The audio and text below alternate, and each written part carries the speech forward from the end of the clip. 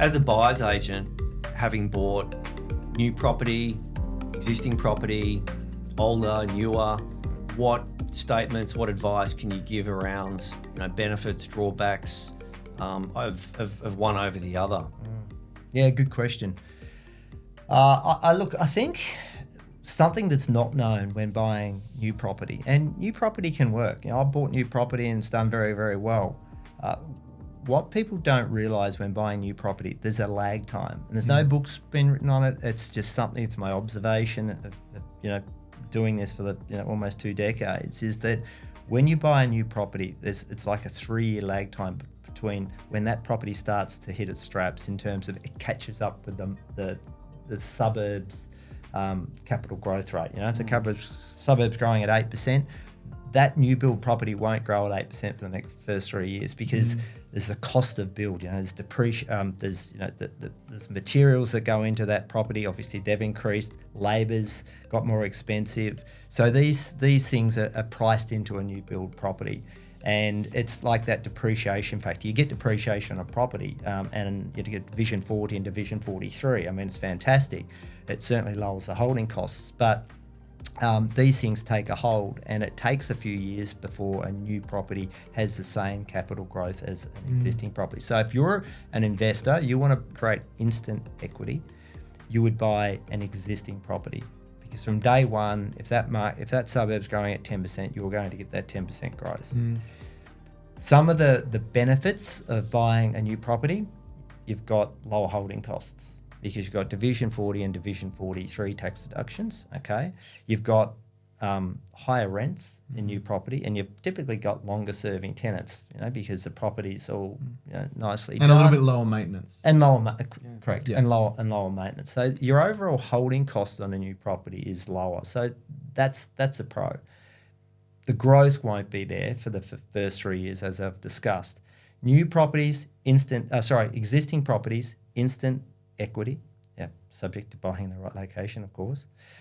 You've got, typically you could buy for the same price as an existing property in a better location. You'll get a bigger parcel of land and typically a bigger house, okay?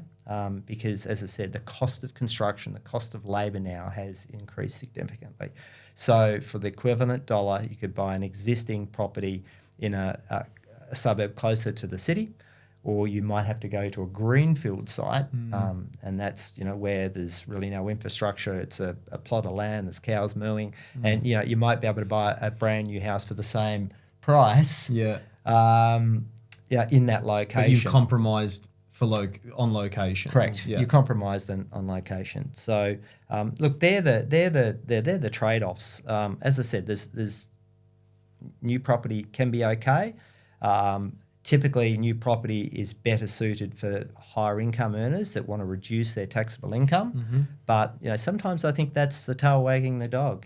Like people chasing negative gearing for the wrong reasons. I'd much prefer to have much more capital appreciation in my property over the short to medium term than reduce some of my tax. Yeah, I agree. I think it's a myth and a mistake to go after that. You're better off. I mean, the number one thing that's going to make you wealthy really is the capital growth. And there's the danger of the unknown during construction period, which is we've seen that go horribly wrong for people in our lives who have bought something off the plan or something like that. And again, I own some off the plan stuff for myself. I'm not saying it's always bad, but the problem is imagine buying something off the plan and they were building it during COVID or building it after 2021 during 2022 when everyone's like, wow, the property market's actually doing amazingly well. And then they bought, and then from May onwards, we had 13 interest rate rises. I mean, how are you getting finance to kind of end up being able to settle on a property like that? Those are huge risks. Valuation risk massive. Is massive. So there are stuff, whereas a lot of my clients, when they come to me and they want to buy an established property, and I would say more than 95% of the properties we purchase as a company are established. One of the big things that they want is they want to eliminate as many risks as possible. And the first largest risk, in my opinion, is construction risk and time risk. And finance risk. Yeah. There's so many of them. Yeah. But if they can purchase that property straight away, it just, they've got their pre-approval, they can go ahead, it's locked in, get a tenant in straight away, be servicing that loan. So even if they lost their job in 6 months' time, we talk to clients about having a buffer, that, they've got a buffer in place, they'll find another job within 6 months. Yeah. And, if they've got 12 months buffer or whatever it is, they've got a tenant in that property, it's really de-risked for them. But if it's an off the plan and they have to ultimately settle that property during that period, they don't have a job, there's a tremendous amount of risk.